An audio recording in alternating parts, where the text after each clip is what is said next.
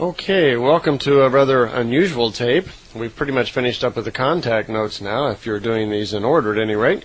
This is a rather unusual tape in that it deals specifically with the information surrounding the life of Emmanuel, the man known as Jesus Christ. Repeatedly in many different areas of the contact notes, this subject came up, as well as even years before the contact notes when Billy was having his early contacts with Ascot from the Tao universe when he was a teenager. He also had some experiences surrounding the life of Jesus Christ. So I thought I would put all the information into one tape so you could hear about it all the way through at one time. This way it'll make a little bit more sense instead of just getting pieces of things here and there.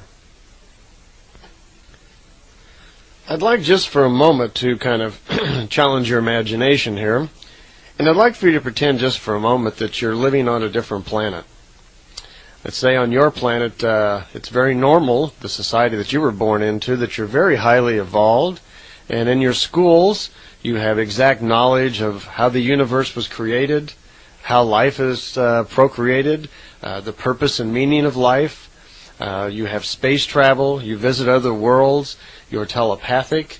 Your memory is superb. You can recall from your subconscious almost any thought you've had your entire life. You were evolved to the point where your lifespan is 5,000 years. You have perfect health.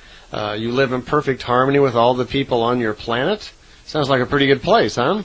Well, the reason I ask you to imagine this is I want you to kind of get yourself in the state of mind that where you live on a planet where there is exact knowledge and that there is real truth, and that you live with a race of people that have now explored the universe that we live in and have exact knowledges about what's really going on with the universe, with creation, and what life is all about.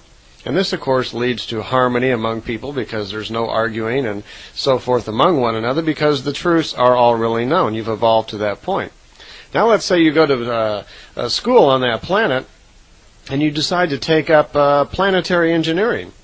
And you go through all these classes and you learn all about other life forms, and you're very excited about the prospect about working with groups of your own people and going out and seeing other societies on other planets and learning how they're going to grow, and watching the races that are not very developed discover fire and learn how to talk and how to build a hut to protect themselves with, and how to find food and how to plant crops, and how to establish governments and communities. You want to go watch other races develop. Well, let's say that you fly off to one of them. It's your first assignment, and you get to a planet that's somewhat developed. You look down, and these people, they're quite developed. They have industry. They're able to understand the periodic chart of elements. They have communications. They have, education on their world. They know quite a few things. They're building communities, cities, and transportation and so forth. And you look down, they're pretty developed. Let me see what I can do, to possibly study and learn more about this race. Well, you get closer, and you find out that it's a planet divided by some 200 different, what they call countries. And each one of these countries has their own ideas about what life is like and how to govern their people and how to run their economic system and their barter system. And you find out that practically none of them agree. Not only do they not agree, but you find out suddenly that they're all fighting and arguing. They will even go to the point of killing one another and lying to one another. And then you get very interested. You think, fascinating. These are brand new concepts. And you find yourself not even understanding the emotions of these people. As you listen into their thoughts and feelings, and as you start to watch their reactions to stimuli in their environment, you're perplexed. You weren't quite ready for this in the classroom. Because these kind of feelings, emotions, hate, anger, jealousy, and prejudice, and all this excitement and so forth, doesn't exist on your world. Your world is very calm. Your world is very in balance. Your world exists in sort of a meditative bliss because you've evolved beyond these things. You now approach life with certainty, with truth, and an entirely different attitude than the people on this world are doing. So you have much to learn. And you suddenly notice within the hearts and minds of these people as you start listening that they're not filled with the same comfort, bliss that's on your world. Instead, it's a very difficult, hard life for the people on this planet.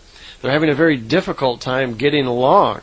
And then it dawns on you, well, everybody on this planet seems to have a different idea about life, and they're all arguing and fighting and killing one another, and most of it's because they really don't have any real knowledge about the universe and what life is really all about. The meaning of life escapes these people, and they don't live in harmony with one another, with their planet. And oh my gosh, they're very close technically to coming out here into the free space. What's going to happen to them when they come out into the free space and suddenly find themselves face to face with all these other races, these higher evolved races, who have all these great technologies and all of this knowledge? Well, it could be a short ending for the people on this planet. We better do something to help them out. Most importantly, let's help them out so they can find peace within themselves, so they can start living as a brotherhood of love and sharing, and really discover the wonderful things and the wonderful type of life you can have when you live peacefully in harmony with one another, within creation, and with nature that you live with. Well, you've got your task set out for you, don't you? So you begin to examine this planet to try to find out, well, where can you start? What can you do to kind of help? Well, let's see. We have a couple of hundred different countries. Each one's got a leader. Each one's got a different idea on how to do things. Maybe you could just call all the leaders. Nah, that's probably not going to work out. They don't listen to one another now. Besides, I'm not allowed to interfere directly with the religious or power structures of a planet. We can't let ourselves be known. Because this starts impinging on these people's right to follow their own path of evolution. It's very important, as we know in our world, to allow everyone their own freedom of will, to allow them to learn on their own. They learn nothing if we do it for them. Difficult. Well, maybe we could just let some of them know. Well, how would we pick the ones that we would choose? How would we choose some of them? Maybe some of them are more intelligent than others. Let's examine more closely. So we spend some time examining different groups of people around the planet and find them, for the most part, just like we knew from class back at home, they're born pretty much with a pretty good sense of spirituality.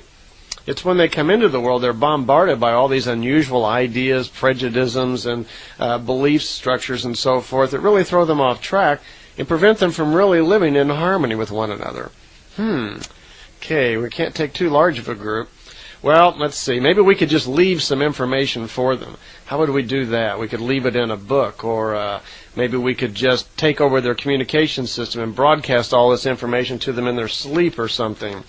That might not work too good. Could establish fear or whatever if they thought suddenly that they were hearing voices from beyond. They probably wouldn't understand what it was. Well, I've got an idea. Let's try on this planet. Let's select one of these people at a very early age. Let's get them before they've been tainted by all of the deceit and lies that goes on their planet. And let's educate them when they're very young. So it might be similar to how they would grow up on our own world, where we really have factual knowledge about life and creation. Let's pick someone who's pretty evolved. Let's find one of them that's older than the rest, that has the potential for learning and understanding. And let's educate him from the very beginning for several years. And we'll give him lots of knowledges and experiences, and maybe we'll take him with us off the planet and let him see for himself other things around the universe. We'll take him to other worlds and let him discover for himself the truth about things. I've got a good idea. We have great techniques. Let's actually move him back in his own history so he can really see for himself the real facts about how his civilization has come about and got to the point that they're at. Then he really will have understanding. He'll know more than anyone else on his planet because he'll have real truths. And he'll know more than anyone else about what's planet because he'll have real truths. And he'll know more than anyone else about what's really happened in their world, because I can see their history books are a mess. They've been rewritten on different parts of the world just to serve the interests of certain groups, and all for just to control one another. That's what we'll do. We'll pick one. Let's find one. Well, we scan our instruments and find that all around the planet there are a number of people who have strong potential, but we want to get someone right when they're very young. Very young, let's find one when they're first being born. As a matter of fact, let's find a spirit in the fine matter world. We know how to do that. Let's find a spirit in the fine matter world, and let's intercede with them just as they're being born. So we're involved with their growth from the very beginning. That's it. So we do that. We scan the fine matter world, which is what many people have thinking is heaven or the other side. It's that place where spirits rest when they're not in physical body. We know all about that on our world. As a matter of fact, it's quite easy for us to dial in the equipment on our ship right here, and let's find one. Here's one. Let's bring him right in. Let's cause him to be born. He's about ready anyway. And we'll follow him right through his young years, and we'll educate him as to everything that he needs to know so that he can help the others. That's a good idea. That way he can inspire them. And perhaps some of them will listen. Maybe it'll wake up a few of them, because truth has a way of being very forceful. It's very strong. One man with the truth can stand up in a crowd of angry people and speak the truth, and slowly that truth will find its way to the others. People will turn to the truth. It will make sense to them, and they will come for the truth. This is going to work. I'm excited about this program. How about you? Okay. Well, I painted this scenario because I think this is pretty much probably what the ETs have done with Billy Meier. And this is pretty much what Ascot was doing when Billy was only 16. Billy had been caused to be born by a Pleiadian man named Sfath. He procreated his birth so he would be born at a certain time. He taught him telepathically all during his young years. He had several contacts with him when he was young, so Billy knew what was going on and what his life would be like. In other words, Billy's life went just like this. His education from extraterrestrials started right at birth. Okay, and at the age of 16, his education process was taken over by Ascot, an extraterrestrial from a very advanced planet, probably very similar to the one that we just imagined. She then took on the education of Billy, because Billy was now 16 years old and capable of understanding more and more, and she took him on several travels off the world, on the world, into different time frames, most importantly, so Billy would have his own truths. It's one thing to tell somebody something, and maybe it makes sense to them. But in order for it to become part of themselves, it has to become their own truth, which means they need to experience it and make it part of themselves. So that's what they did with Billy. Ascot took Billy to many different time frames so he would have his own education, so his truths would become so strong within himself that he would have immense strength to carry on his mission as a prophet and to stand up against all of his enemies who would speak out against him. Okay, as we learned earlier in some of the tapes, Ascot did just that. And that she, on several occasions, took Billy on trips in the past. They went once to to meet the Rabbi Gicelli. They went into old Egypt to learn about that history and about the Bephath, which caused so many problems here. And on one particular occasion, she's taking Billy to Jordan, and from here I need to quit calling him Billy, because throughout this time period he was still known as Edward. It wouldn't be for several years after that that he would pick up the nickname of Billy. So I'll try to remember to call him Edward as much as possible. If I forget, just substitute Edward every place I say Billy. We are now in the year 1956. Ascot has taken Billy on a ride with her in her ship, and they are in Jordan. Billy's been there once before with her, where they spent several days educating him all about his mission and the most unusual life that lay before him. And he learned a lot of things about himself, as well as he was greatly educated in a lot of other matters about the universe, life, and the future that would serve him well.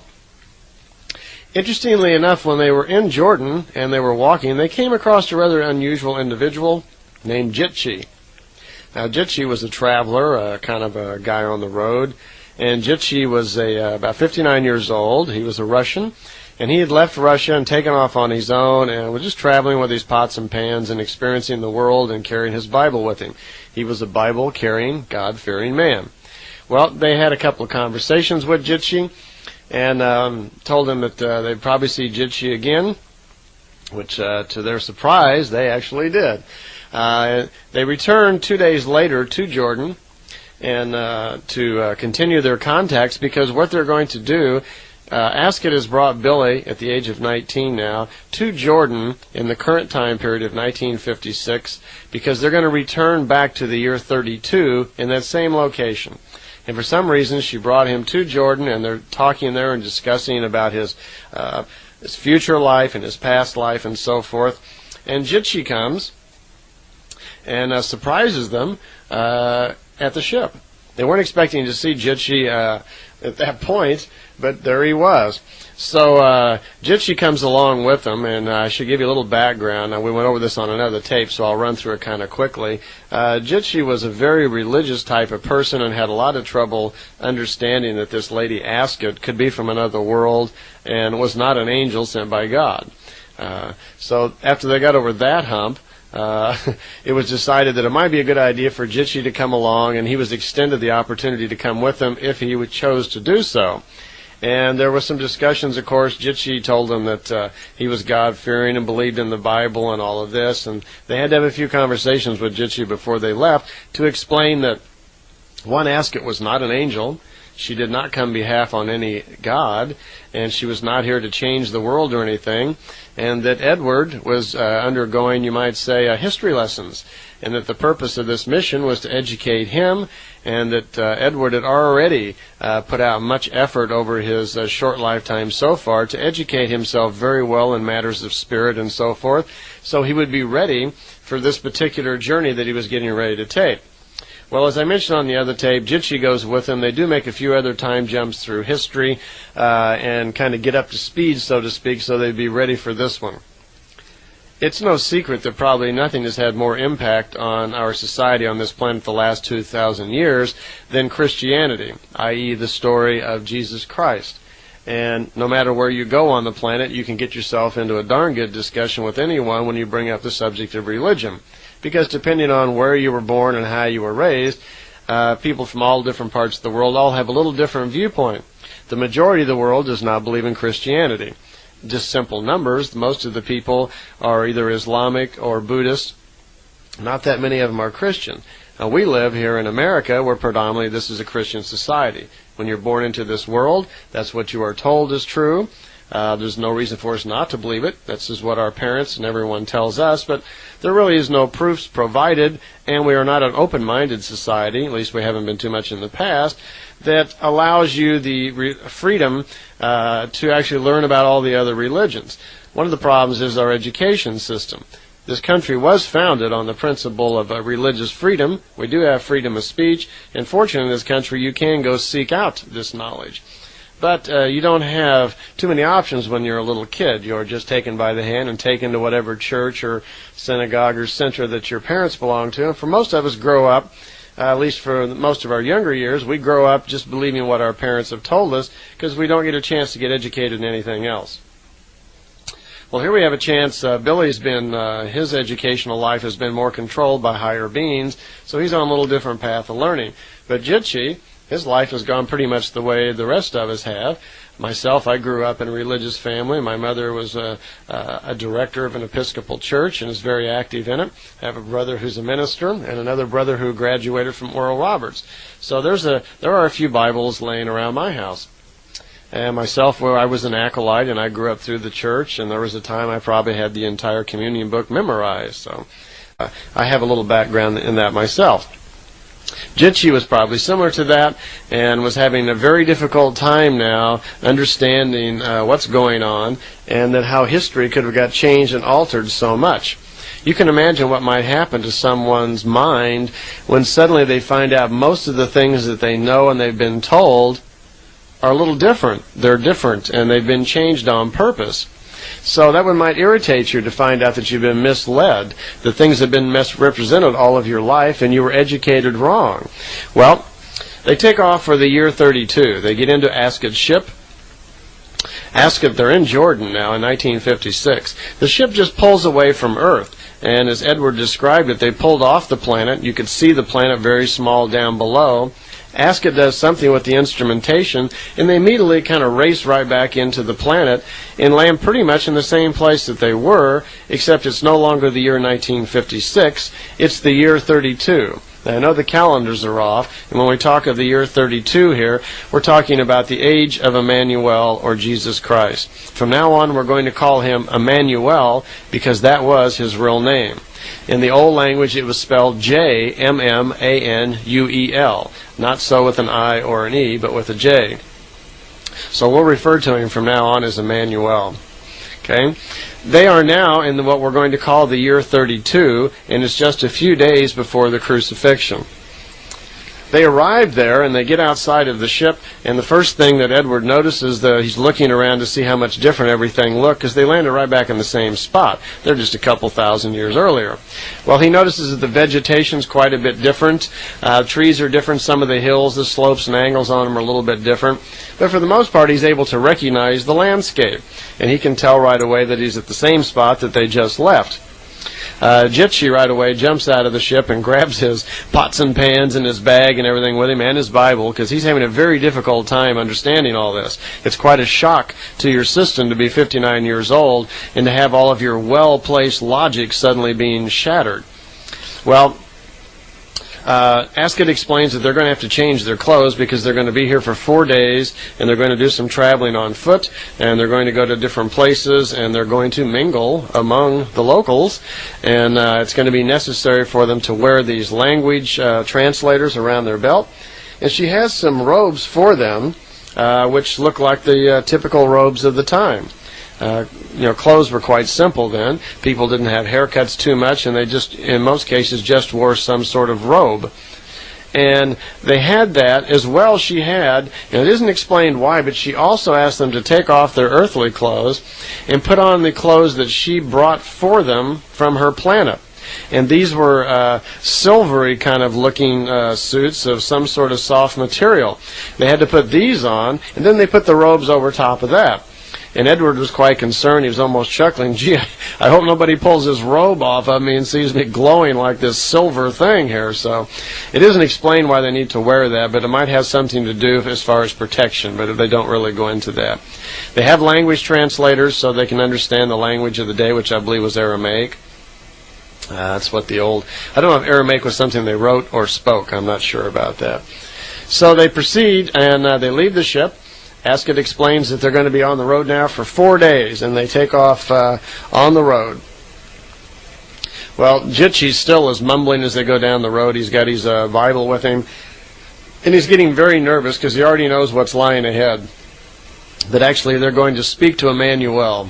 That he, after all these years of his life, he never considered the possibility that he might actually come face to face with and actually speak to and talk to Emmanuel. He is so glorified in our time. We've so exaggerated and blown out of proportion who he really was that now we liken him to a god. Some religions like to call him the creator of the universe, the creator of all men, and there's just no limit to some of the exaggerations, when in fact he was a human being like the rest of us. So Jitchi's having a very difficult time, and already the arguments as they go down the road are kind of breaking out, and Edward's trying to calm him down, and so is Ascot. And Jitchi remarks a silly statement like, he can't wait to see this guy Emmanuel. He's going to wring his neck, because he's kind of upset that he's finding out historically that things aren't really the way that we've been told. And Edward is defending Emmanuel and says, well, I don't think that's really quite the right attitude to take here, Jitchi, because it's not his fault. Emmanuel's living in a time where there's also a lot of ignorance, and I believe him to be a very intelligent, worthwhile human being, and probably very loving. And it's not his fault for all the things that have happened down the years and all the exaggerations. So you need to lighten up here a little bit. And Jitchi calms down just a little bit. Well, they wind up right outside of Jerusalem. And Billy says it looks quite a bit different than it did in 1956. There's a wall, he says, around it. He doesn't say if it's all the way around or just part of it. And they're at the Mount of Olives. And off in a distance, he can see some little huts that are called Bethpage. And there's some men walking down their way. And Ascot remarks that, yes, this would surely be Emmanuel and his followers that are coming. And poor Jitchi is just starting to get all heated up again. He's getting very nervous, and all this is entirely too much for him. And he's starting to get very excited. And Edward turns to Ascot, and he says, Let me see if I can recognize which person it might be. And Jitchi's jumping in front of them and starting to curse and yell how they can do this to him, and he's so excited. And Edward starts to try to calm him down, says, quit cursing and get a hold of yourself. Try to realize what a great moment this is, that in any minute now you're about to have probably the greatest moment of your life, and look what you're doing to yourself. Calm down and relax. But Jitchi can't do it. Ascot remarks that, Edward remarks as he looks in the crowd, and he picks out the one that's probably Emmanuel. He says, that surely must be Emmanuel. And Ascot agrees with him, yes, that's him. And Emmanuel pulls away from the crowd of people that he's walking with and motions to him for him to sit down beside the road, which they do, and he starts walking towards the three of them. Well, all this is proving entirely too much for Jitchi, and he's screaming and cursing, and Edward just turns around and pops him right on the nose. Well, it's probably kind of an hysterical sight. Here's this great historic moment. Can you imagine actually being able to go back in time and talk to Emmanuel, and you've got this guy with you? But I can feel sorry for poor Jitchi. It must have been a very difficult thing for him. The outcome of it is nice. Jitchi calms down and apologizes just as Emmanuel walks up and says, be greeted in peace. And he calls Edward by name and acknowledges Ascot. And he motions for Jitchi just to go over to the side of the road and sit down with his friends and followers there, that they'd be happy to take care of him. And he turns to Edward and says, you hit him very hard. And Edward starts to comment, and he says, that's no reproach at all. He had it coming. I could tell that he was out of control as I was walking towards. And he says, but it's you I wish to speak to. And so they immediately pull over and just sit down the side of the road there. We've got Ascot, Edward, and Emmanuel. We're having a little chat. So Edward was curious how he knew his name, and Emmanuel says, well, it's really quite simple. He says, I did not learn this from Ascot, and I have not talked to her before. Actually, I have the ability, I guess you would call it a future vision. I have the ability of prophecy. I have the ability to look into the future. And you, Edward, I know much about. Your visitation was expected. And he can tell already that Edward has a lot of knowledge and so forth, and compliments him on his education so far. And Edward says, yeah, well, thank you very much. And they start throwing a few flowers at each other, and there's a few comments there about, how advanced each of them actually are. And Edward comments that Emmanuel is standing before a heavy examination coming up also, and which he is. He's only a couple of days away from what we call the Crucifixion. And Emmanuel speaks, yes, life demands very many difficult things. We all have to walk our way, and in honor. And he says to Edward right away, he says, I can already perceive your questions, and I know the things that you want to ask, so it will be not necessary for you to speak them. And since we do not have much time, let me go straight to the answers to your questions that you're thinking. To begin with, the lessons that I speak and so forth are not new. They're not even new to describe my time. These things that I speak of, the laws of creation, the real truths of the universe, have been known to others down through our times. They have been passed on. Here they are only falsified for the scribes themselves.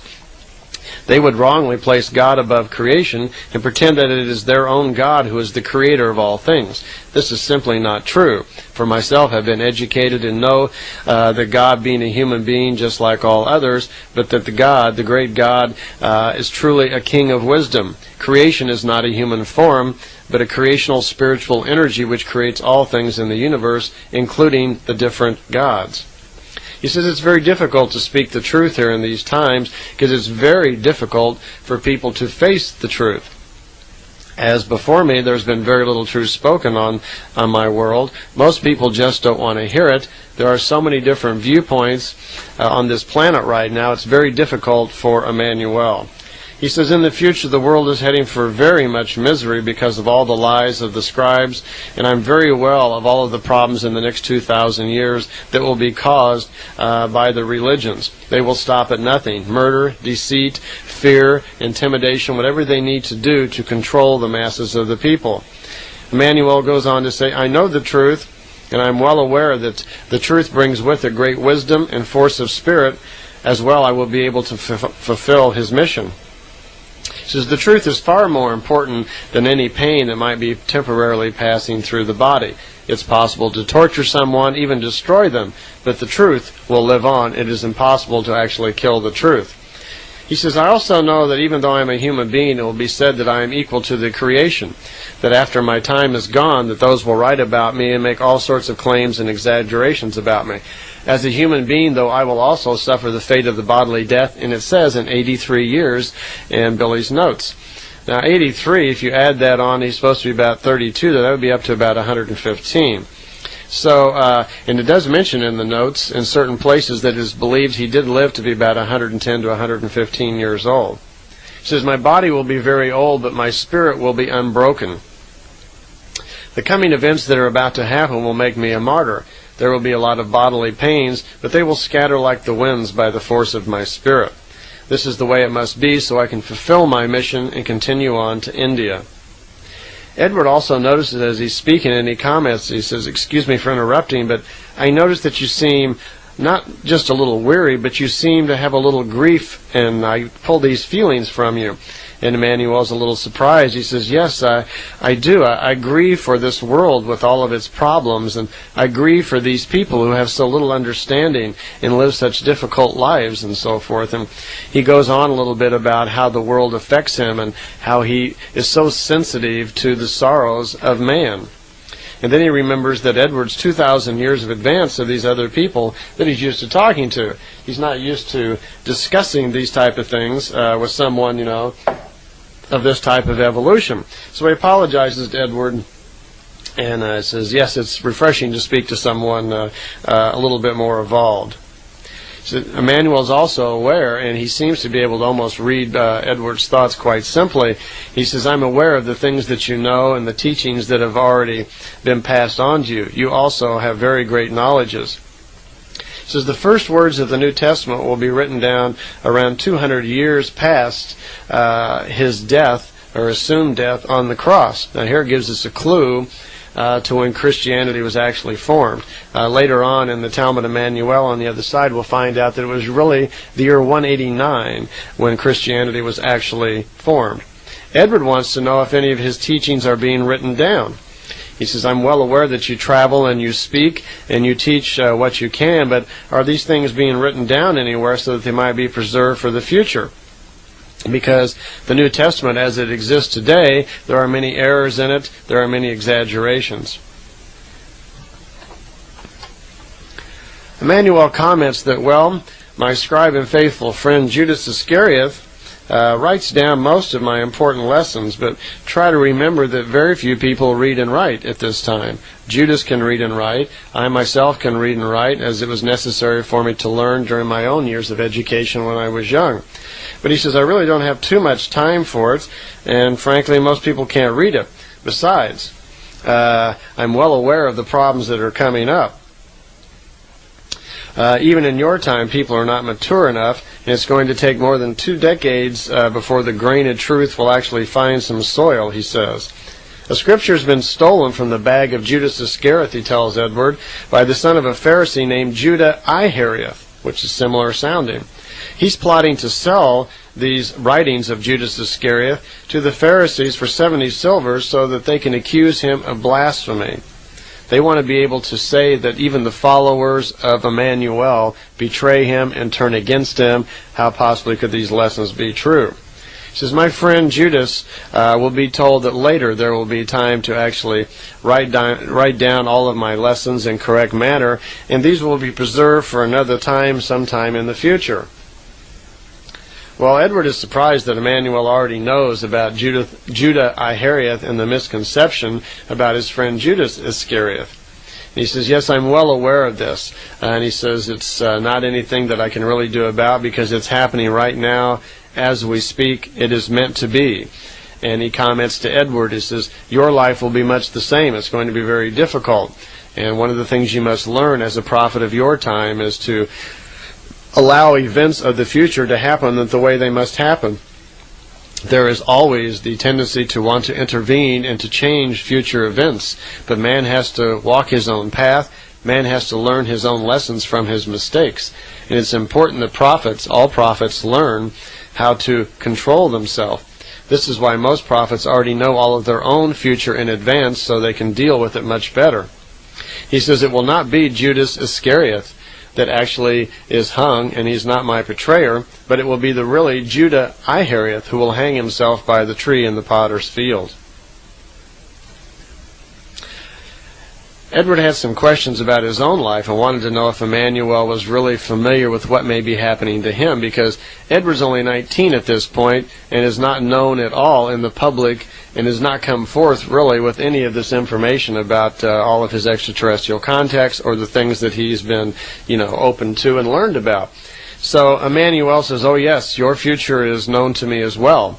As a matter of fact, he says to him that it is prophesied in 2,000 years that a great prophet will once again bring my truth to the world. This is you, Edward.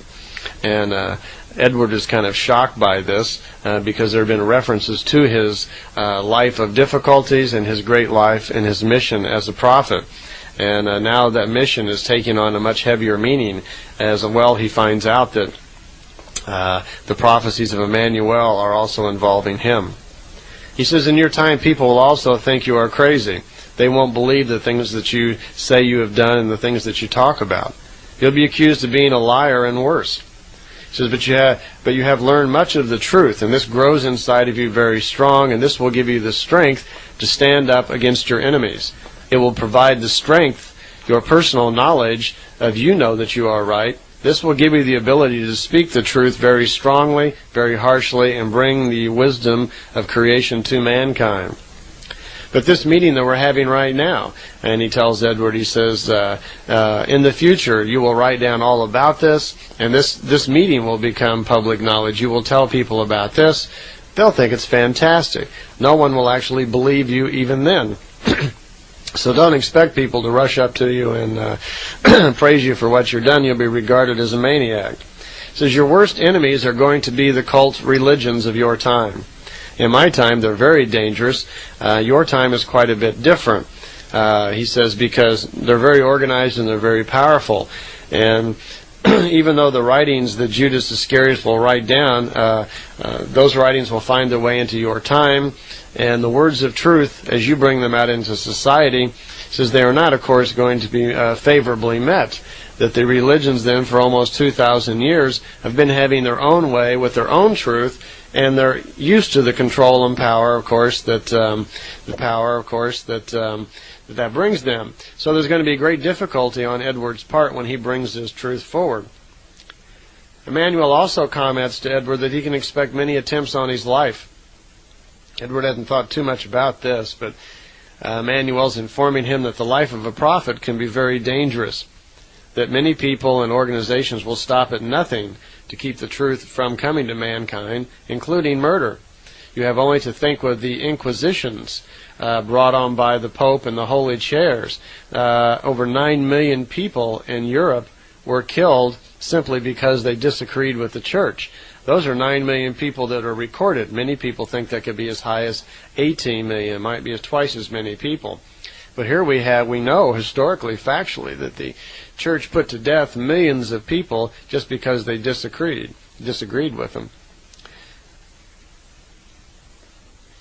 Another question came up. Edward wanted to know how Emmanuel felt about this name Jesus Christ, because ask him if he's aware that in future times he will be regarded as Jesus Christ, the Savior and the Lord over all of creation.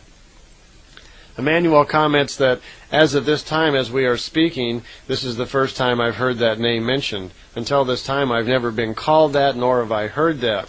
He says this will happen later by one called Paul, who is my enemy. And for those of you who've been to your Bible school, you know that at the time, a man named Saul, S-A-U-L, had approached Emmanuel. Emmanuel recognized him for the evil enemy that he would be. Saul would later be called Paul, and it will be Paul who will write down Emmanuel's lessons, almost taking credit for himself, but it will be he actually that forms the basis for Christianity, but by writing his interpretation of what Emmanuel's teachings were all about. He actually will establish Christianity, and Emmanuel calls it kind of a Paulism. He says that it's unfortunate that most of my original writings at that time will not be used to form Christianity, but unfortunately Paul will write it all down, and that will be used as the basis to form Christianity. And Paul is slightly confused at the time that he will write those. Right now he's my deadly enemy. But he says, overall, I feel very badly that I will be remembered and will be called Jesus Christ, and will not be remembered as being Emmanuel, being the human being that I am. I'm very well aware that they will make a God out of me, that they will change my name. Most people will even be surprised to know that my real name is Emmanuel. They won't know that I never lived as Jesus Christ. Also, very interestingly enough, it will be sad because the words Jesus Christ are really negative phrases. Christ means the anointed one in Greek, and it refers back to a cultish organization which demanded blood deaths and so forth. And he says, when you say some words, people of your time will not even be aware that sounds have effect on your subconscious, which affects your spirit and can control your moods. That the word Christ and Christus form negative meanings to the subconscious. So it is not even a good word to be calling him. It means to destroy the truth. And the reference, which we talked about in some of the tapes before, there is reference to this number 666, which means destruction of the truth, and these words, Christ being one of them. So he's very unhappy about that. Actually, he says he's just rather sad that things will get altered, and that it's unfortunate that he will not be remembered for being the human being that he is. Another thing that came up was about his birth date. Edward wanted to know if he was really born on December 25th, and what we've heard about him being born in Bethlehem, and all these things were true. Emmanuel says, yes, I was born in Bethlehem. I was not the son of God, and never in my time have I ever said that. I don't claim to be the son of a God. I know full well who my father was.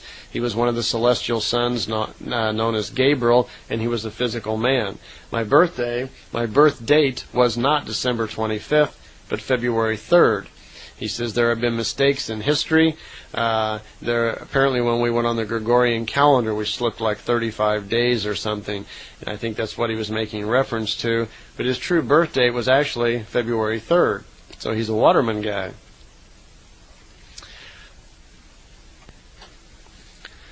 Well, Edward has another question, and he's intrigued by this idea of these scripts that Judas Iscariot is going to write at a later time. And he wants to know how he could get a hold of them when he gets back to his own time, because, of course, any original notes directly from Emmanuel we do not have in our time. We only have the New Testament, which is supposedly based on Matthew and Mark and these Gospels, and actually it's based on the writings of Paul.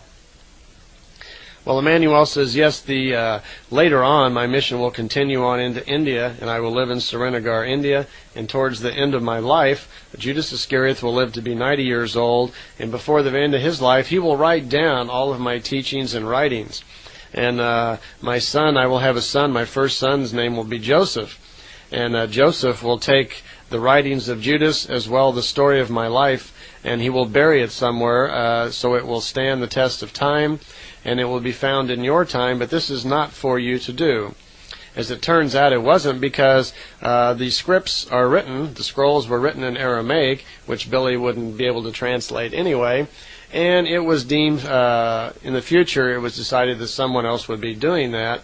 As well, Emmanuel knew at that time who that would be, and he even mentions to Edward that this will happen in your year of 1963, that these scriptures they're written in hand actually by Judas. Emmanuel does not write them himself. They are written down by Judas Iscariot, and they will be discovered at that time. But he says, I will inform you where they will be, and you will know all about them. There's a discussion then which is kind of interesting. Edward is learning a lot of different things, and among them he's learning mathematically, numerically, how to calculate things like the evolution of a being. He's been intrigued where in the ships, an Ascot ship, they are able to look at the life of an individual on the screen and see their evolution, their birth time, their death time, and so forth by these high technologies. And she has also been teaching, and Billy has learned, Edward has learned in India about how you can do this with numbers to ascertain the evolution of an individual. So there's a discussion which goes on for about 10 minutes between Emmanuel and Edward, where they are discussing how they both do it, and they're working there to find out the actual evolution of either one of them. As it turns out, Emmanuel has many capabilities that Billy does not have. As we know, and Emmanuel reiterated, that his main abilities are future vision, future sight, as well as the ability to heal. He has specific knowledges, and he's been well trained in these areas, how to get into the aura of another individual and be what's called a spirit healer. Billy does not have these same abilities. But on the other hand, the reason I bring that up is their evolution seems to be about the same. And by evolution, we're not talking about just knowledge, because Emmanuel clearly seems to have the greater knowledge, at least at this point in his life, because his experiences and his knowledges seem to outweigh those of Edward. So even though Edward is learning a lot from Ascot. But they do calculate out that both of them are over 2,000 years in advance of their time. Obviously, Emmanuel is, and we really haven't advanced too much as a society in the last 2,000 years. I mean, we have, better technology, we live better, the quality of our life is better, but I don't know that we've advanced too much spiritually. Probably a little bit, but we certainly haven't advanced 2,000 years spiritually.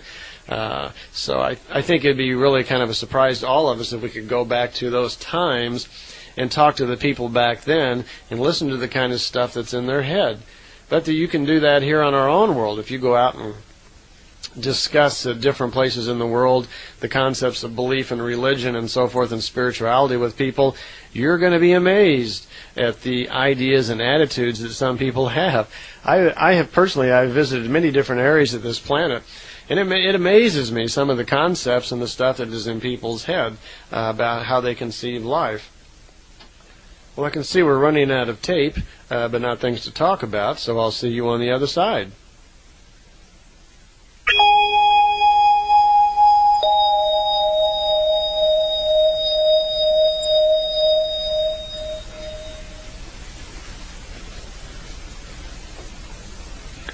Okay, we're back on the other side here, and we were just finishing up with Edward's trip back to the year 32 to talk to Emmanuel, and they were discussing when we left there the difference in evolutions in the two people. Emmanuel was very aware of Edward and knew that his evolution was very, very high. Actually, his age of evolution apparently was higher than Emmanuel's. That Edward was not actually an earth being, that his spirit had come from another planet and benefited from more lifetimes, greater knowledge, more experience. It's not mentioned in there where the origin of Emmanuel is. There are constant references throughout the contact notes of the connection between Emmanuel and Edward. Billy, later in life, on conversations I've had with him, there's some confusion on Billy's part too. There were constant references that he may have been Emmanuel, that he was somehow connected with Emmanuel. It's quite obvious that he actually is the prophet who is bringing back the teachings of Emmanuel that Emmanuel prophesied about. This is already happening here in the year 32, and Billy is the prophet that is spoken about. So, but they both ascertain that they understand each other's numbering system and that they are both living far in advance of the evolution of their current times, making it very difficult to talk to the people of their time. That goes without saying. They also had one other little chat about Edward asking one more time about this idea of being a Savior and the Son of God. And Emmanuel says, yes, I sense your meaning there. And I wanted to make it very clear, he says, that never have I said in my lifetime that I am the Savior for anyone. It is not that I teach. I'm not teaching people that I'm here to save them. I'm teaching people to try to be responsible for themselves by living with the laws of creation, by observing nature and understanding it. I'm trying to teach them to stand up and develop their own spirit, to learn happiness through the force of their own spirit, to become peaceful with one another by development of spirit, so hate and anger and these things just disappear. But they don't quite get it. He says, never have I either said I was the son of a god. I've tried to explain to them that I was educated by the sons of God, that I spent 40 days in the home, in the palace of God, understanding that I've been able to be taught by the celestial sons from the Pleiades. He knew this. And he says, I've explained to people over and over again that even though I talk about the words and the laws of God and of creation, that I know full well that my father was the angel Gabriel. He was a physical being. And that my mother Mary was my real mother, and my Joseph is my stepfather. He says, I've told people this, but they don't pay attention. They continually want to, raise me up higher than I actually am. The things that he performs, the healing and so forth, which we're going to talk more about in a minute, have so astonished people. It is so advanced for their time, and our time also, that people can just not help themselves that to believe that he is some sort of God. But he wanted to reiterate that never had he mentioned this, that he is fully aware that that there are many gods, and that the great God of the three races of the human earth, who started the three races on earth, is a human being, but one that is just greatly more educated, a king of wisdom. And as we learned earlier, the Pleiadians call these people Ishwishes, when they are on the very edge of all knowledge of the physical and spiritual life. So he kind of cleared that up, and in the Talmud Emmanuel, which we're going to move into next, that's described even more in detail, because these writings that Emmanuel is talking about, that will be dug up in 1963, which I'm going to begin to explain in a moment, are put into a book form and called the Talmud Emmanuel. Well, the contact is about ready to end. They've talked for quite a while, and Emmanuel is wishing Edward luck in his teachings, to gather strength of his spirit so he can fulfill his missions. And he makes one other comment, that he says, we don't want to get misled about religion. Religion has many good qualities, and we owe much thanks to religion for preserving as much of the teaching and stories of my life as they have. Because, and even Edward agrees with this, that religions on their own are not wicked intrigues. They are not bad. There is much good in religions. It is simply the misuse of them, which is misleading to people, and which is so harmful to people. Those people which take the goodness of religion, exaggerate it, and bend it around. I know for myself, and being raised in an Episcopal family, that there are a lot of very loving, beautiful people who believe in Christianity, who are very devout in their beliefs. And these are wonderful people. And the priests, for the most part, in most all of the churches, are the same. They believe full well. They are full of love. They are wonderful people trying to do something well for humanity. These people are not the problem. There are many people who exaggerate and pretend that Emmanuel was something that he's not. Hardly anyone knows the real truth about the real life of Emmanuel, and that's what the Talmud Emmanuel is going to bring to the public. But he just wanted to make it clear that he understands the differences, and he's not trying to make the statement that religion is bad. It is the misuse of it which is leading people astray. Edward has a comment about Ascot not being included in the conversation, even though she's been sitting there all this while. And Emmanuel, he seems to be very exacting, a very intelligent person who is right on top of the thoughts of Edward all the time. And he remarks it was that the conversation was for you and I, and that Ascot full well knows all of the laws of creation and is aware of all the things that we're talking about. And it was my time to speak to you, and I'm sure that Ascot takes no reproach to that. And Ascot chimes in, of course. That's exactly why I was here. So with that, they get up, and Emmanuel says, follow me, and they walk over to the followers they're sitting across the road, where Jitchi now's had his chance to make a few friends and calm down, and he's having a great time there himself, and he's not paying any attention to the others. So Emmanuel and his followers move on down the road and go on, and Jitchi, Ascot, and Edward then return back to Ascot's ship and return back to their own time frame. They do not stay there for the next coming of days, which of course are very important in the life of Emmanuel. Okay, this next part, we're going to go over the actual scrolls that were written by Judas Iscariot. We've heard in the previous section here how Judas Iscariot has written down much of Emmanuel's teachings during the time of his ministry, but they've been stolen by Judah Iscariot and used against them. And the other problem was, as Emmanuel pointed out, hardly anybody reads or writes in that time period anyway. So he was well aware of being a future visionist, Emmanuel, being able to see the future, that it would be important later on, as there was evolution in society and as people became clear in their thinking and were more open to the truth, there would be an opportunity to reiterate the truth in the future and have it take a foothold in our society. And that's when we're living now. We are at that time.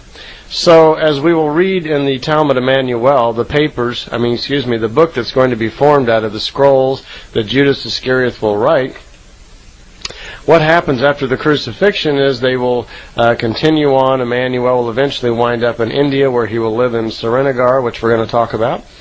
And Judas Iscariot will write down all of his lessons, and these will be buried in the ground. Well, in 1963, the Pleiadians led a Greek Orthodox minister named Rashid to the spot where these scrolls were actually buried. Now, they were buried exactly in the original tomb of Emmanuel, which we'll talk about a little bit later. And they were underneath a rock, and they were dug up by him. What happened was, once he dug them up, they were in a kind of a glass resin sort of case. And it looks like the resin had almost been poured over them or something. And Rashid took those, and as I understand from other people, I believe that they were actually taken to the British Museum at one point. To try to authenticate them, and since they were in the old Aramaic language, this is strictly second-hand knowledge, and I don't know how accurate it is, but from what I understand was they were not able to authenticate the scrolls as far as aging, because they were in this resin box, which seemed to prevent them from aging. They were, however, quite curious about the box itself. Well, Rashid was chosen because of his great knowledge of religion. Pleiadians then helped teach him Aramaic, so he could begin to translate these scrolls into German. He worked on them very diligently, but he himself was having many doubts as he began to read them and find out the truth about the original teachings of Emmanuel and how things had actually been altered, even his name, and much of the teachings themselves were quite altered. So he had a few doubts on his own, but he was able to continue actually translating all this stuff into German.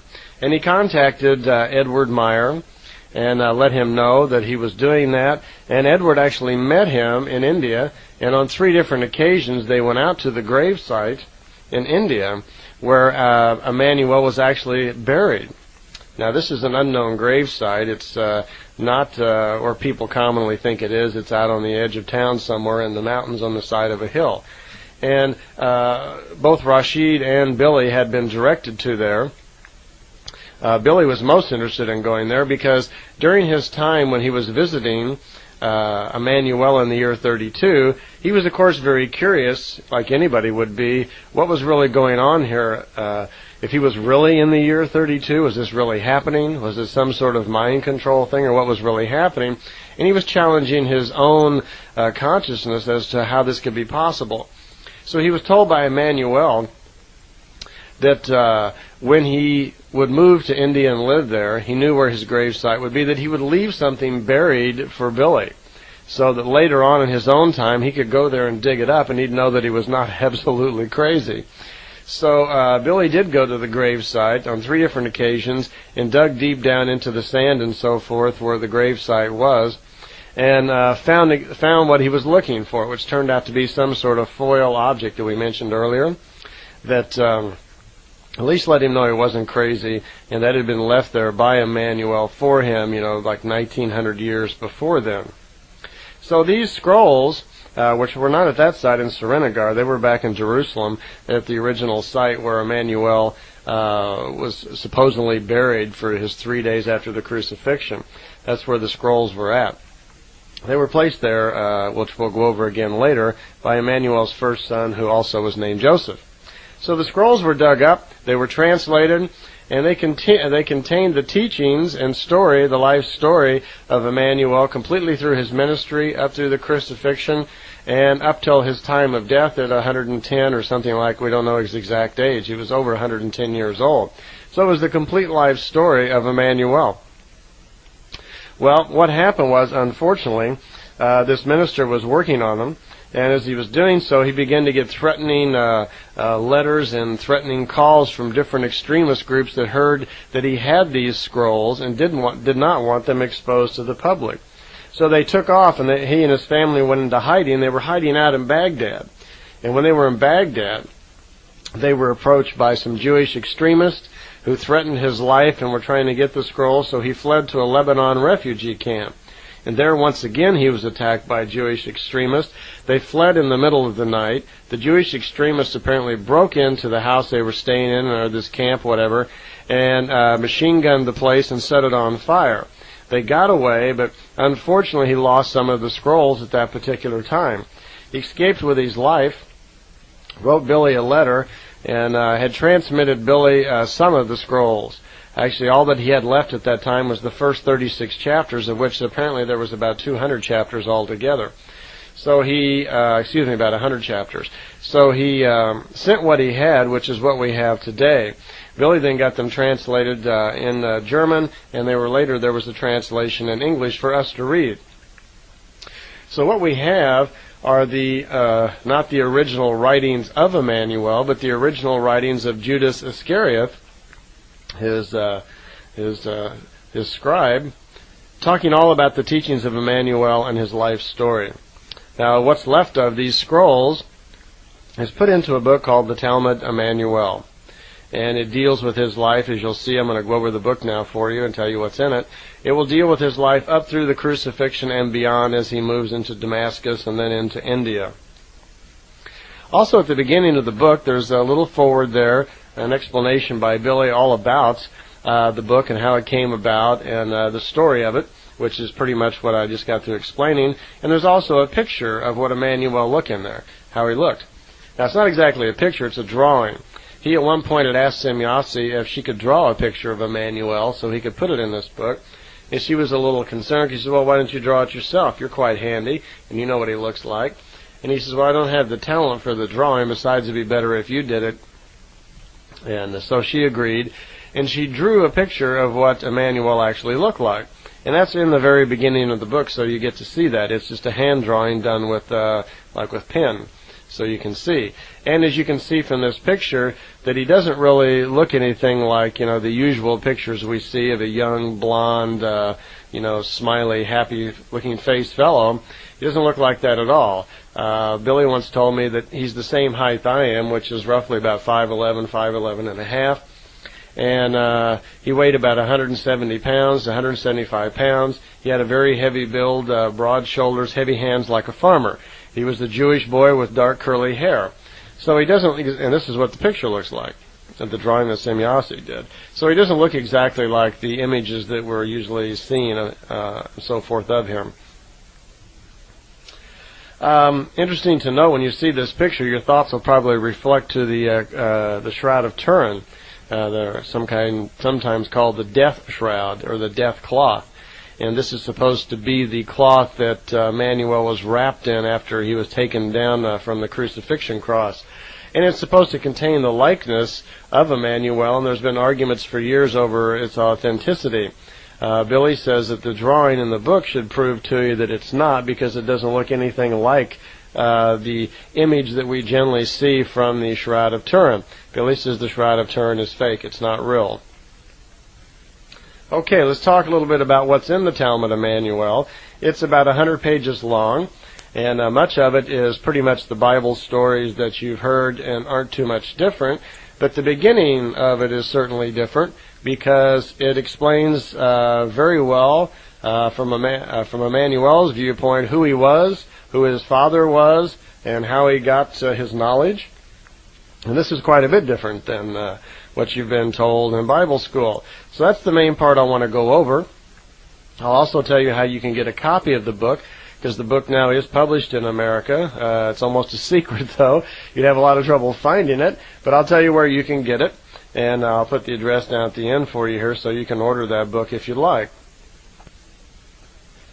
Okay. I have a copy of the book here with me as I'm doing this because there's so many names and things in it, and some of the areas of this book I want to quote to you exactly because I want to make sure I get them right. This is not a book on just theory and philosophy that you just want to talk about. There's some really very interesting passageways in this book. To begin with, when a book first starts out, it goes through the genealogical tree of Emmanuel, tracing him back to his origins, so you can see actually where he actually came from. So actually I'm going to read you the first part right here so you can be very clear on this. This is the book and secret of Emmanuel, which means God with us, who is the son of Joseph, of Jacob, the distant descendant of David, whose lineage goes back to Adam, the father of man of the earth, who was created by Semyasa, ending with an A, the leader of the sons of heaven, who were the guardian angels of God, the great ruler of those who traveled from afar. So already here, we're having testimony here by Judas Iscariot that the Emmanuel himself, his origin then is becoming from the guardian angels of God, those who traveled from afar. Then it goes on to say, Semyasa, the heavenly sons and guardian angel of God, the great ruler of those who travel from far away through the space of the universe, created with an earth wife, Adam, the father of the wise, intelligent race. Well, we heard earlier in the contact notes also about Semyasa, how he created Adam, and then he created another woman, an Eva, and coupled them together and started this genealogical chain, which is going to end up with Emmanuel. Adam took an earth wife and created Seth. And then it shows in the book here, it shows you the entire tree. Seth created Enos, Enos created Achabil. It goes all the way through down 80 generations to the point where Jacob created Joseph. Now Joseph, of course, is the stepfather of Emmanuel because he was not the real parental father. Joseph was the spouse of Mary, the mother of Emmanuel, who became pregnant by a distant descendant of the son Rachel, who was the guardian angel of the secret. It doesn't say much more about this Rachel. He's not Emmanuel's father either. He somehow is the, I guess he's the father of Emmanuel's father. At any rate, it goes on to explain here that actually Emmanuel's father was Gabriel, a messenger who impregnated Mary, and he was one of the guardian angels of the sons of heaven. He was a Pleiadian, by the way. So it goes on to explain that, and then it explains, of course, the story how this actually happened. That a guardian angel then comes to Joseph, who is Gabriel, and explains how important it is to Joseph that he actually marry Mary. Now, Joseph, of course, had found out that Mary was pregnant, and in those times, even as it would be now, that if you were engaged to someone and she suddenly became pregnant by someone else, you'd have a few questions. And then you probably would decide that could be caused to even cancel the wedding. And Joseph had thought those ways also. So Gabriel came to him and explained to him how important it was that Mary had been impregnated 11,000 years after Semyasa created Adam to fulfill the prophecy of God, who spoke through the prophet, I believe it's pronounced Jesaja, Jesaja. Those of you who are into the history of this may know better than I. He prophesied that, behold, a virgin will be impregnated by a son of heaven before she is married to a man before the people. By the way, you should know that Mary herself, who was Emmanuel's mother, was Illyrian by descent. God and his followers came from afar, from the depths of the universe, and created a new race with the early women of this earth. And that's exactly what really happened. So, and according to this book, it says, honor of the man of earth is due God, for behold, he is the true originator of the white, wise generations of people on earth. You see, the gods, the celestial sons, were of Illyrian descent, were a white race, very blue-eyed, sometimes green-eyed people, and were the, you might say, the more beautiful-looking people. And they created, when they intermingled with the then developing earth human beings here on earth, who were brown-skinned, they created their own white race here, which was far better looking and more evolved than the developing earth human beings, who were not as old and were not nearly as developed. So this is what they're referring to. It also goes on to say that God reigns over the earth, the Lord of the celestial sons and men of this white race. bear in mind also that when the Pleiadians are talking about God, they're talking about there are many gods. God is a king of wisdom. He is an Ishwish. And there have been many gods on different planets. There is not just one God. They're referring to the God over the three developed human races here on earth. God is the lawgiver of this human race, and his wishes shall be obeyed. Mary became pregnant by the law of God. It was decreed that Emmanuel be born. Gabriel was chosen as the father. Mary was chosen as the mother. And so that what was filled was the law of God. So Joseph hears this, and he agrees to wed Mary. And we know about that at any rate. So, of course, they are married. Mary is already impregnated. And by the way, it was not done with any magic, possibly with some sort of artificial insemination. We don't know for sure. But it was either that or it was physical. At the time, Caesar Augustus decreed that a census of the world should be happening. We know about that. And that's what brought Joseph and Mary into Bethlehem, because that's where Joseph's origins were. That's where his family came from. So he returned there to be counted. And the time they were there, apparently it was pretty busy in town. And it was time for Mary to have her baby, but there was no room. At the inns, they couldn't find any room. So they had to sleep in the straw, of course, outside, and Emmanuel was born in the straw. Well, at the time, Herod Antipas, who is the governor, hears of the birth from some wise men. Apparently what has happened, that there's a light in the sky, like a big tail of the comet, they call it, and three wise men come all the way from the Orient. They hear voices from this light in the sky, and they are told that a great king of wisdom has been born, and they should follow this. They do. They come all the way from the Orient, and they appear before Herod Antipas and explain that they had followed this light in the sky, that they heard that a great and powerful new king had been born, which will bring great wisdom to the people. So they follow it. Herod was very frightened by this, as we read in our own Bible stories, and thought this new king might exercise some cruel power. He was probably rather concerned that it might throw him out of office. And he wanted to know where this newborn child was. Well, the three wise men told Herod that he says, well, in Bethlehem, in the Jewish land, for it was written by the prophet Micah. And so at this point they didn't know exactly where, but they were quite sure that it was going to be in Bethlehem because of this prophecy.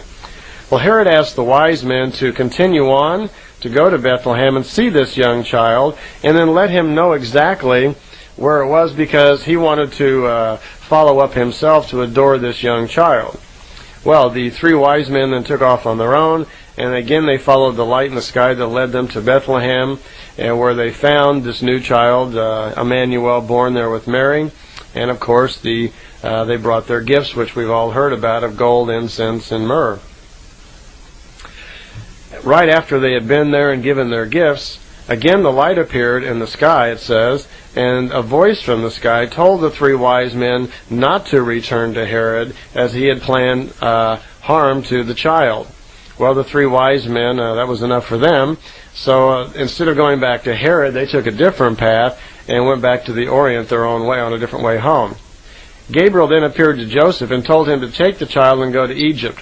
Because of the problem with Herod, he didn't want the child harmed in any way. So he told Joseph, take the child to Egypt and I'll deal with Herod, and I will let you know when it's time to return. After a period of time, apparently Gabriel has done whatever he did, sent a messenger to Herod or whatever, calmed Herod down, who then has a change of heart and pronounces that he is no longer has any, I guess you call it, a grudge against this newborn child, and now that he understands that he is merely a king of wisdom. So Joseph and Mary return, they leave Egypt and they return to Galilee, where they live in the city of Nazareth.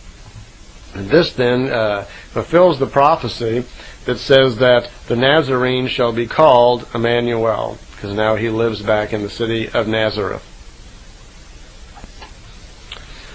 At a certain age, and I don't know what it is, Emmanuel goes to John the Baptist, who at that time was preaching at the banks of the Jordan River. He was preaching according to the laws of God, the same that Emmanuel had learned. He was preaching that the creation was the holder of the secret of secrets, that God was the ruler of the human race, but also revered creation.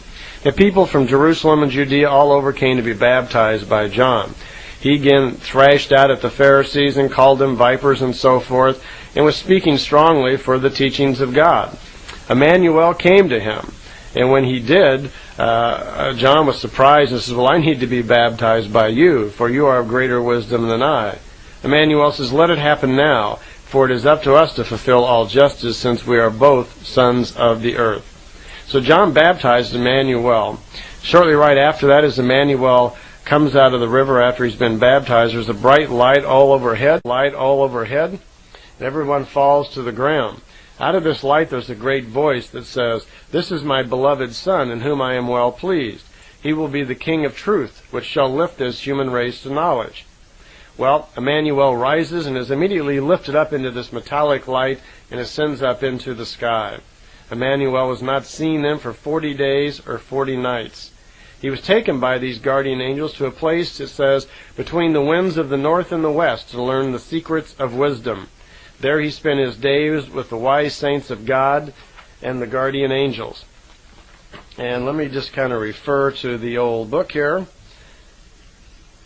so I can get that part right.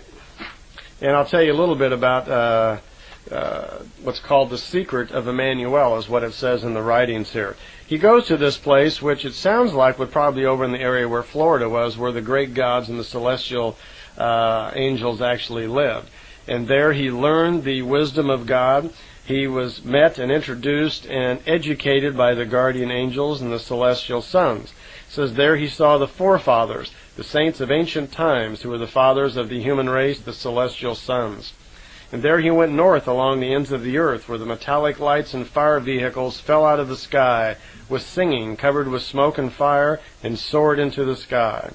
He saw great marvels at the end of the earth. There a large door of heaven opened up, and he saw the three races of mankind. As big as the area of the sea near the river Jordan did the heavenly doors radiate, it says. Radiating inside was the entire land of Israel, alive and true. Behind the door was no hidden secret, for the Sohar entered the smallest spaces, it says, of the cottages and revealed the last to be known. Then it mentions behind the second gateway to the sky there were grand mountains whose tops reached into the sky and disappeared into the clouds. The third heavenly port revealed a land of huge dimensions, mountains with rivers, lakes, and oceans, because there lived another human race. As I've said before, the God of that time ruled over the three human races that had been developed, which remember earlier were primarily the Hebrew race, the Indians around the Black Sea, and then the developing brown-skin race, the Indians of the American continent. So there he stayed. He went into the palace of God, which ruled over these three human races, and met the celestial sons. God himself, he says, was immortal and ancient, the size of a giant, like the celestial sons. In the palace of God there appeared to Emmanuel two very tall men, the likes like he had never seen before. He said their faces radiated like the sun, their eyes seemed like burning torches. Fire came from their mouths. Their clothing resembled a layer of foam, it says, and their arms were like golden wings. So surely this is where the concept and idea of the angels came about. It says in here that they lived in their own world because this world had killed them. These two men from the seven sisters, the Pleiades, were sacred teachers, together with two smaller men who said that they were men from Bawi, B-A-A-W-I. And you'll remember from Billy's contact notes that the Bawi on some occasions were aiding the Pleiadians even here on earth. So this is where Emmanuel got his education. During those 40 days and 40 nights, he was taught the laws of creation, he was taught the laws of God and to understand nature, and most importantly, he was given his great abilities of healing and future vision that would serve him throughout all of his life. And through the rest of the Talmud, it is not entirely different than the Bible stories we've read, where he does healing and so forth. But in each story you find constant reference to the laws of God. Nowhere in here does Emmanuel ever talk about being the Son of God. He always attributes his father as being Gabriel of the celestial sons. And at no point in here does he call himself Jesus Christ. It's never mentioned in the book. And at no point in here does he ever revere himself as a redeemer, a savior of any type. But the book, it refers to his lessons, how he tried to teach people through parable, how to learn, how to think, how to develop truth for themselves. He spoke to them continually about the will of the Spirit, how to develop strong will through the laws of creation and the knowledge of Spirit. The stories of healing lepers and so forth are in here. In the house of Peter, where he brings a woman back to life and so forth. The healing of the two possessed. It's also in here all about the disciples. I've read this over several times, and again, it's fairly similar, many of these stories, to just as the Bible stories that you've read. It's 100 pages long, and I don't wish to go through all of them right here, and I'll save you that for your own excitement when you can get a copy of the book, because I'm going to tell you where to get it here in just a moment. The other really fascinating part is when we get towards the end, when it explains all about the crucifixion. And that part I know well, so let me tell you that part. Okay, we're going to move ahead to the Last Supper, and where Emmanuel spoke to one of his disciples, and he tells him to go into the city to a certain person and tell them that I want to have the Last Supper with my disciples at his home, for behold, Easter is near. Which they do. They have the Last Supper. And of course, most importantly here is that this is where Emmanuel explains to his disciples of the great heavy time that is on him, that he will be crucified, and that he will be lying dead in this state for 3 days and 3 nights, where again he shall rise from the dead. And they have a toast. He says, all of you drink from this cup. Your throats are thirsty. Also on rainy and cold days, it says. They then, after the dinner, they go to Gethsemane, which is the area where he's to be captured later that night. And that's a very difficult time for him. Interesting reading in here, it talks about how now, even though he knows he must fulfill his mission because it is written so, it's the will of God, as to not to mention there's going to be a great learning in this also for him. But this is the part where he really breaks down and you feel how human he really was, because he's about to face a terrible ordeal of bodily pain, which will be inflicted by all of these wild, crazed people. And it does happen. So all of his disciples are bedding down, going to sleep, and he's waking Peter up, and he wakes Judas up he doesn't want to be alone, because he knows of the terror that's about to happen to him, and he's trying to keep his strength together to face up to what's about to happen. Well, it does happen. Judah Iscariot comes, and he has a group of men with him who come to take Emmanuel away, which they do. And they take Emmanuel back into town, and he's presented before the high priest, who, of course, used the stolen scriptures of Judas Iscariot to maintain that he's blasphemous and that he's gone against the will of their God, and so he must be killed. So after the high council, and the high priest, of course, that was kind of a rigged deal. They immediately are wanting to sentence him to death, but they can't just do that on their own, so they have to take him before Pontius Pilate, who is the governor. And like we've read in the Bible and our stories and so forth, Pontius Pilate really found no guilt in the man, and actually begs Emmanuel to step forward and defend himself, which he does not do. So Pontius Pilate would actually kind of like to see him go free. And as is the custom on Easter, he always brings out 2 or 3 of the prisoners to the open crowd and lets the crowd decide what the fate would be. Well, on this particular day, it says in here that the crowd was a little rigged, that the members of the high priest and so forth had plants in the audience, and many people have been paid gold and so forth to yell for the life of Emmanuel. And they did. They yelled, "Let him be crucified, let him be crucified." And no matter what Pontius Pilate could say to them, they insisted upon it. Well, Pontius Pilate washed his hands in front of all of them. He did not want to be responsible, he said, for this innocent man. Well, the crucifixion went just as we really had heard. He had been drug out to the crucifixion. Billy told me one of the things that's not commonly known, though, is that most of the bones in his body were already broken. He'd been beaten so much on the back that his ribs cage and so forth was busted up very poorly. So he must have been in tremendous pain at that time.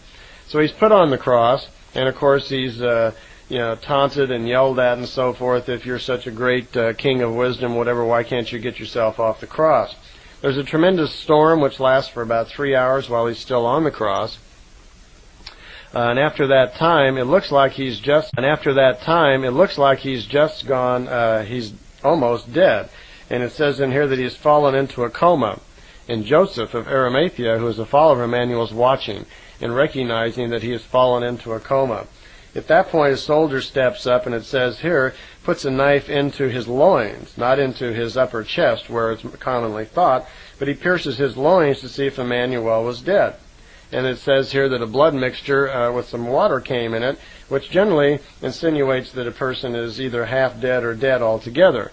And they were kind of surprised because it's unusual the people that were crucified who died so quickly, even though Emmanuel was nailed to the cross, where it was the custom normally to tie people to the cross.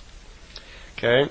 Well, after that, after the soldier had done that, Joseph immediately runs into town to Pilate to get the permission to take the body down, which he does. He takes the body down, Emmanuel's body, and he takes it to a family crypt and puts the body inside. And the interesting part was it says in here that there's like a secret entrance to this. Guards are placed in front because the high priest are worried of his prophecy of returning after 3 days if someone may steal the body and claim that he still lives.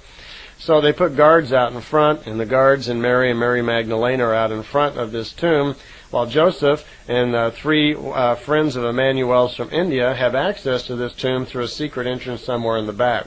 So they treat him, get him back into health. It's even suggested that his father comes to help out, and Emmanuel sneaks out the back. There is, at that point, there is a white light in the sky, and Emmanuel's father, Gabriel, comes down and puts asleep the two guards in front with some sort of light device and pulls the rock back to show everybody that he has risen. And he tells Mary then to go into town and tell everybody that he's gone. He says, don't be, and he tells her not to be afraid and so forth, but of course, how could she not really be? Well, at that point, what happens is Emmanuel appears another time or two for his disciples, and he has to, as fate would have it, he has to do something with Saul, who has been his biggest enemy up to this point. And after Emmanuel's gone, and he goes on to Damascus, Saul then begins to create terrible problems in going around and trying to stamp out all of Emmanuel's work, and is having people, anybody who still talks about Emmanuel, he's trying to have them arrested and so forth. So Emmanuel does something about this. And on the road to Damascus, he waits for Saul, who's coming along the road. And by benefit of some friends of his of India who give him some powder and so forth, he creates an explosion on the road of smoke. And then a voice booms out to Saul, and Saul is very afraid. He says, who's there? Who's there? What's going on? And he says, I am Emmanuel, whom you persecuted in your hatred, as you do my disciples. Get up and go into the city and let them teach you according to how you are supposed to live. Well, Saul is, he's of course very shook up by this. He thinks that it's the reincarnation or resurrection, because Saul believed in resurrection, not reincarnation. So Saul, of course, then goes into Damascus. He's taught by the disciples of Emmanuel, but he doesn't get it quite right. And this actually is the basis of Christianity. Saul, who is called Paul, then writes Christianity in his own words, and that's the foundation of Christianity. The Talmud doesn't stop there. It continues on to explain how Emmanuel has been in Damascus now for 2.5 years. He then calls for his mother, Mary, his brother, and for Judas to join him, which they do. And says for a long period of time, Billy had to keep kind of secret about this, but then he let the Talmud out. And it goes on to talk about how Emmanuel, at 45 years old, he marries a young and pretty woman who has him numerous descendants. And as the normal head of every family, he settles down in today is what is called Srinagar outside of Kashmir, India. There he made many journeys and kept preaching his teachings and so forth. And at the age of about 110, between that and 115, he died a natural death and was buried in Srinagar. His mother Mary, by the way, died when Emmanuel was 38, when they were on the road in Pakistan. And she's buried somewhere in West Pakistan, I have not been there, in a little town called Mari, M-A-R-I, and that's where she was buried.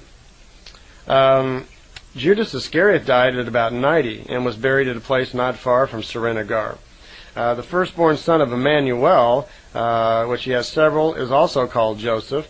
He wrote down Emmanuel's story and added that to the teachings of Judas Iscariot, which is what we've been reading, and he left India after his father's death.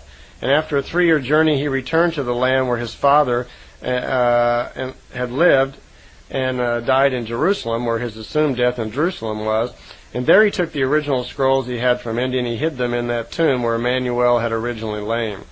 He thought that would be the safest place, and it was. That's where they stayed until 1963 when they were dug up. So Emmanuel did live on. He lived in Srinagar and continued teaching there. Not only that, he ventured out on many occasions into other areas trying to spread the word of his teachings. It's most, from what I understand, his name at that point in India was called Yes Asif. I think he had several names at the time, but that's, I believe, the most common one. I didn't get that from Billy. I got that from another book called Jesus Lived in India, which I went over with Billy, and he agreed with that Holger Kernstein, the man who had written the book, who was very close on many things, and that apparently was Emmanuel's name during that time period. A couple other things. Well, one other thing anyway. I told you earlier that I wanted to let you know where you could get a copy of this little book so you can read it. As in any interesting document like this, of course, historically this book is going to be challenged, and many of us could read it, and if you're not more well-schooled in Christian history than I am, it would be very difficult for you to read this and try to authenticate it. But there are many people throughout the land who are very knowledgeable in these areas, including a author of a book called Celestial Teachings, James Deardorff. And James Deardorff did write a book, and it's called Celestial Teachings, The Emergence of the True Testament of Emmanuel. Now, I should let you know that Professor Deardorff, he was a professor at Oregon State, and he spent 6 years examining the Talmud Emmanuel when he got a hold of it, and wrote this book called Celestial Teachings. The book itself is much longer than the Talmud is. The book itself is 300 pages long, and what he has done is he has gone completely through the Talmud in every way, and being a Christian historian, has tried to authenticate or reveal to fraud these writings. And overall, I can't go through the 300 pages and explain it to you, but his general assumption was, when he was done, that yes, this is the true testament of Emmanuel, and probably and quite possibly predates the Gospels of Matthew and Mark. You can get this book called Celestial Teachings, and you can also get a copy of the Talmud Emmanuel, which is now published in English, and you can get it from Wildflower Press. This information will also be in your exhibits there, but just in case you lose those, I'll put it here on the tape for you. Wildflower Press is located at P.O. Box 230893, Department CT, as in Cat Thomas, in Tigard, Oregon, Tigard, and their zip code there is 97224.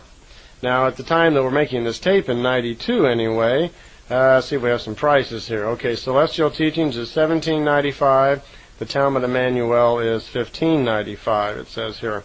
And postage is $1 for one item, so you can write to them and maybe get a current price, or send that amount of money, and I'm sure they'd be welcome to send you a book. So, and if you also got Celestial Teachings, it could answer an awful lot of questions for you that you may have as you read the Talmud as to its authenticity, and then you would have the work of a Christian historian who for 6 years went over this document to verify its validity. Okay, so ends our tape on the Talmud Emmanuel, so you can fast forward, and I'll see you on the next tape.